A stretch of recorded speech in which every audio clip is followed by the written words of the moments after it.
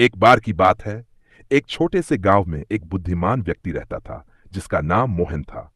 वह अपनी ईमानदारी और चतुराई के लिए पूरे गांव में मशहूर था। एक दिन गांव के राजा ने घोषणा की कि जो व्यक्ति उसे सबसे मजेदार और अनोखी चीज लाकर देगा, उसे इनाम में सोने के सिक्के मिलेंगे। यह सुनकर सभी गांव वाले अलग अलग अनोखी चीजें खोजने में जुट गए। किसी ने सुंदर मोर के पंख लाए, किसी ने दुर्लभ पत्थर, तो किसी ने अजीब पेड़ की शाखाएं। पर राजा किसी से प्रभावित नहीं हुआ। मोहन सोच में पड़ गया कि वह क्या ऐसा अनोखा लाए जो राजा को खुश कर सके। एक दिन जब वह अपने घर के पास बैठा था, उसे एक ऊंटनी दिखाई दी जो हरी घास खा रही थी। तभी उसके दिमाग में एक मजेदार विचार आया। वह घर से एक बड़ा मिट्टी का घड़ा लेकर आया और ऊंटनी के पास गया। उसने घड़े में पानी भरा और ऊंटनी के मुंह में डाल दिया। ऊंटनी ने सारा पानी पी लिया, लेकिन उसका पेट देखकर ऐसा लगता था जैसे उसने कुछ नहीं पिया हो।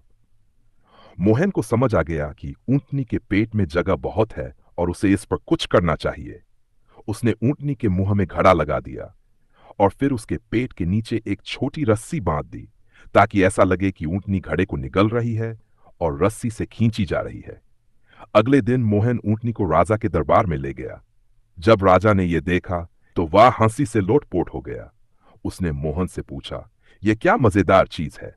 मोहन ने जवाब दिया, महाराज, यह ऊंटनी एक अनोखी है। यह घड़ा खाती है, लेकिन इसे बाहर निकालने के लिए रस्सी से खींचना पड़ता है।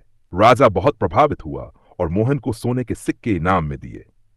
यह कहानी गांव में चारों ओर फैल गई और सबने मोहन की चतुराई की खूब तारीफ की। इस कहानी से यह सीख मिलती है कि कभी कभी साधारण चीजों में ही सबसे मजेदार और अनोखी बात छिपी होती है। बस उसे देखने के लिए बुद्धिमानी चाहिए।